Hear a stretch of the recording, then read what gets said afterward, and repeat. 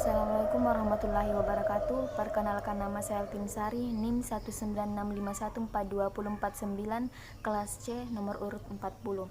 Baik, saya akan menjelaskan tentang perkembangan administrasi publik pada paradigma pertama, yaitu dikotomi politik administrasi pada tahun 1900 sampai 1926.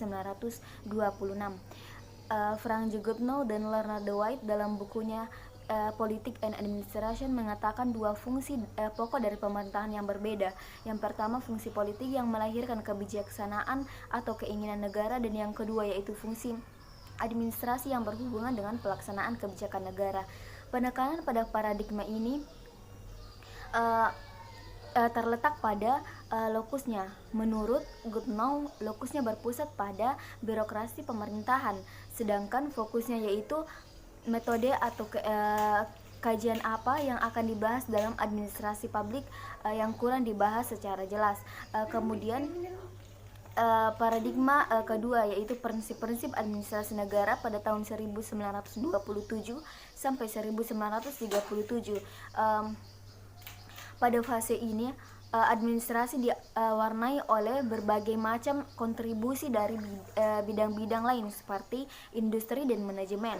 Berbagai bidang inilah yang membawa dampak yang besar pada timbulnya prinsip-prinsip administrasi. Dan tokoh-tokoh yang mempelopori paradigma ini adalah F.W. Taylor, Fayol, dan Gully dan Urwig. Kemudian paradigma ketiga yaitu administrasi negara sebagai ilmu politik pada tahun 1950 sampai 1970. Fase paradigma ini menerapkan suatu usaha untuk menetapkan kembali hubungan konseptual antara administrasi saat itu. Karena hal itulah administrasi pulang kembali menemui induk ilmunya, yaitu ilmu politik. Akibatnya terjadilah perubahan dan pembaruan lokusnya, yakni birokrasi pemerintahan. Akan tetapi konsekuensi dari usaha ini adalah keharusan untuk merumuskan bidang ini dalam hubungannya dengan fokus keahlian yang esensial. Kemudian paradigma keempat yaitu administrasi negara sebagai administrasi pada tahun 1956 sampai 1970. Paradigma ini menawarkan teknik-teknik yang memerlukan keahlian dan spesialisasi. Pengembangan paradigma keempat ini bukannya tanpa hambatan. Banyak persoalan yang harus dijawab, seperti misalnya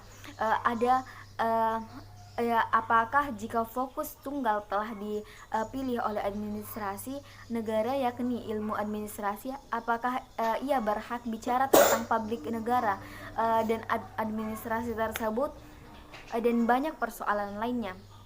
Kemudian paradigma kelima yaitu yaitu administrasi negara sebagai administrasi negara pada tahun 1970. Nah, dalam paradigma ini terdapat pemikiran Herbert Simon tentang perlunya dua aspek yang perlu dikembangkan dalam disiplin administrasi negara. Yang pertama yaitu ahli administrasi negara meminati perkembangan suatu ilmu administrasi negara yang murni. Kemudian yang kedua yaitu satu kelompok yang lebih besar diminati persoalan mengenai kebijakan publik.